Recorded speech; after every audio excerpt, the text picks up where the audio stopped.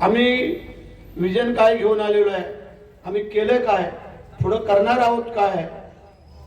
नक्कीच की ज्या वेळेला तुम्ही आम्हाला 4-4 वेळेला निवडून दिलं, आता मंत्री झालो, मग माझी जबाबदारी काय. तसं आपल्या नगराध्यक्ष नगरसेवकांना निवडून दिल्यानंतर त्यांची जबाबदारी काय, यासाठी आपण सगळे कटिबद्ध आहोत. म्हणजे आता दिलीत ना आपण 25 वर्ष काही लोकांना आपण या महाडची सत्ता दिली, आम्ही काही नाही बोललो. परंतु ठीक आहे, त्यांना काय करता आलं नाही करता आलं त्याच खोलात आम्ही न जाता आम्ही काय केलं हे तुमच्या डोळ्यासमोर आहे. आणि आम्ही पुढचं काय करणार आहे तेही आम्ही तुम्हाला सांगितलेलं आहे. आणि आम्ही का करू शकतो, कारण आज 4 वर्ष अजून आमच्याकडे आमच्या आमदारकी आहे, मंत्रीपद आहे आणि नगरविकास खातं हे आदरणीय एकनाथ शिंदे साहेबांकडे आहे. त्यामुळे मला पूर्ण खात्री आहे की महाडसाठी जे जे मागितलं ते आदरणीय एकनाथ शिंदे साहेबांनी दिलं. आताच मला कळलं की इथे सांस्कृतिक भवन या इथे आपल्याला एक जागा आहे, तिथे पाहिजे जे आरक्षण आहे तिथं तेही करून देतो. तो माझा शब्द राहील या प्रभात कॉलनीवाल्यांना, या नगरवाल्यांना माझा हा शब्द राहील की हे तुम्हाला एक सांस्कृतिक भवन, जसं मी जवळजवळ 4-5 सांस्कृतिक भवन आतापर्यंत बांधून दिलेली आहेत. दोघांची कामं झालेली आहेत, 2 पूर्ण झालेले आहेत, एकाचं आता उद्घाटन करायचं आहे.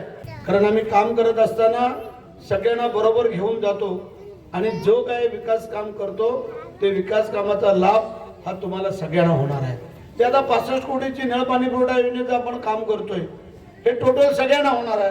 ते काही ज्यांनी मतदान दिलं तेवढ्यानंच मिळणार आहे अशातला भाग नाही आहे. जो का आता गाळ काढला, पूरमुक्त झाला, आता पाणी येत नाही, ते सगळ्यांसाठी लाभदायक झालं.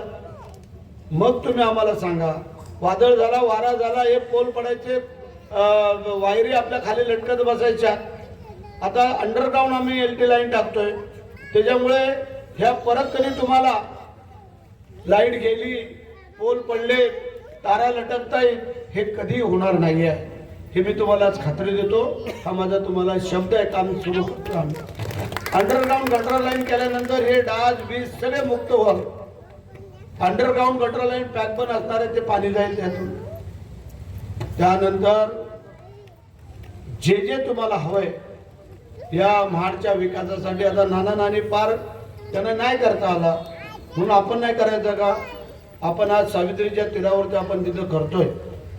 त्यानंतर जे पाण्याने धपकून जी जमीन खचून जाते तिला गॅबरिंग वॉल घेण्याचं आपण ठरवलेलं आहे. जवळजवळ 100-125 कोटी त्याला आपण आणतोय.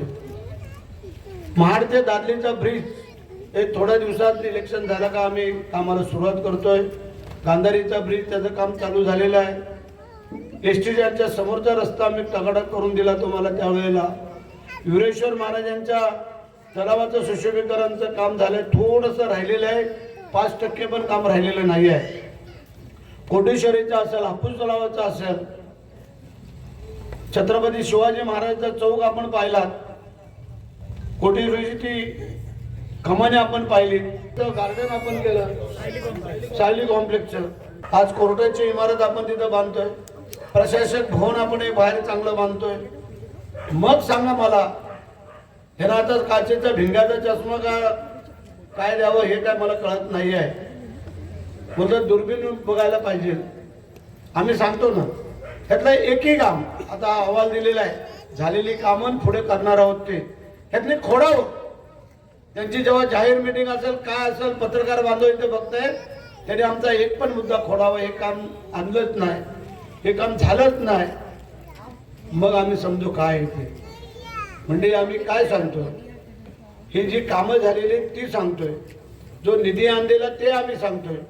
आम्ही जे काही नाही केले ते आम्ही सांगणार नाही आम्ही हे केलंय ते, कारण चुकीचं आम्ही बोलणार नाही. आम्हाला रोज तुमच्या सामोरं जायचं आहे. आणि म्हणून करता आज माझी विनंती आहे, 20 नगरसेवक आणि 21वा आपला नगराध्यक्षपदाचा उमेदवार सुनीलजी कविस्कर, आणि ह्या वार्डामध्ये आमचा निखिल असेल, आमची मुख्यादाई असेल, ह्या सगळ्यांना भरघोस मताने का निवडून द्या. हे होतकरू आहे, काम करणारी मंडळी आहे.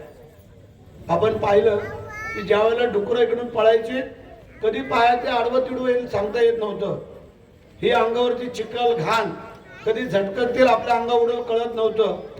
ते निर्मूलन करण्याचं काम जर त्यावेळेला जर कोणी केलं असेल तर ते सुनील कविस्करने केले, म्हणून त्यांचं अभिनंदन करणं तेवढंच गरजेचं आहे. आता बोलतात कुत्र्याची मोहीम हाती घेतो, चांगली बाब आहे.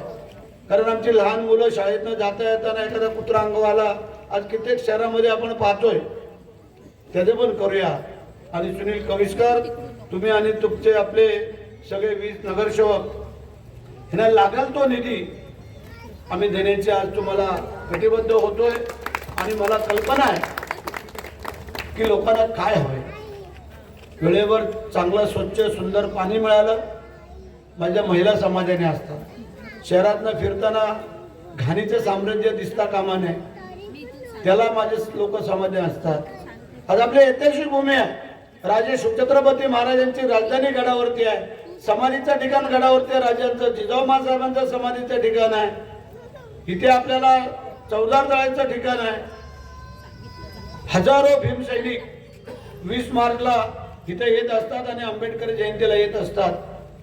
मग तुम्ही आम्हाला सांगा, हे शहर आम्ही व्यवस्थित करण्याचं काम जर हातात घेतलंय, त्यासाठी आम्ही तुम्हाला आमच्या या उमेदवारांना आशीर्वाद मागतोय. 5 वर्षातून एकदा तुम्ही 5 वर्षातून एकदा यांना आशीर्वाद द्या.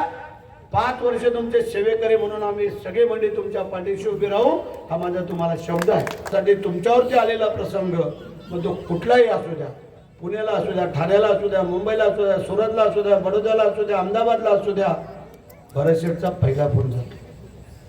म्हणजे असं कुठलं हॉस्पिटल नाही की तिथं भरतशेठचा फोन नाही, असा कोण पेशंट नाही की त्याला भरतशेठने ॲम्ब्युलन्स करून दिली नाही. मग काय पाहिजे तुम्हाला? जर या सगळ्या गोष्टीसाठी जर आम्ही तुम्हाला सामोरं जात असेल तर आम्ही काय तुम्हाला मागतोय, 5 वर्षातून एक फक्त आशीर्वाद माझ्या या उमेदवारांना, नगराध्यक्ष पदाच्या, नगरसेवक पदाच्या. बाकी जबाबदारी आम्ही घेतले ना, बाकी जबाबदारी आम्ही घेतोय. कारण आपल्या नगरपालिकेचा शेष किती, त्यातनं पगार किती जातो, लाईट बिल किती जातं, पाणी हे सगळं जर वजा करता विकास कामाला तेवढे पैसे उरत नाही आहेत. आणि म्हणून महाराष्ट्र शासनामध्ये जे आम्ही मंत्री म्हणून काम करतोय ते आमची जबाबदारी आहे. जर तुम्ही आम्हाला निवडून दिलं तर पहिलं प्राधान्य तुम्हालाच आम्ही देणार आहे. एवढे लोक जर आमच्यावर प्रेम करत असतील तर आमची जबाबदारी काय? मग हे सांगितलं, वस्तुस्थिती आहे. 14 15 तास आम्ही लोक काम करतो. रात्री कधी कधी 2 आणि 2:30-3 वाजता जेवायला आम्ही काळजी करत त्यांनी सांगितलं साखर घेऊन फिरतोय, पण लोकांचे आशीर्वाद घेऊन पण फिरतोय. नुसती साखर घेऊन नाही फिरत, एवढी साखर घेऊन दुसरा कोण फिरू शकत नाही आहे, पण गोरगरिबांचे आशीर्वाद हीच आमची शिदोरी आहे.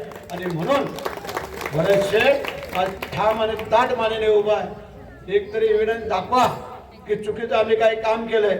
इथे काही व्यापारी आहेत, उद्योगपती आहेत, बिल्डर आहेत, सगळे आहेत. विचारावं, या 16 वर्षामध्ये 1 रुपयाचा त्रास जर कोणाला झाला असला तर व्यापाऱ्यांनी सांगावं, बिल्डरांनी सांगावं, उद्योगपतींनी सांगावं.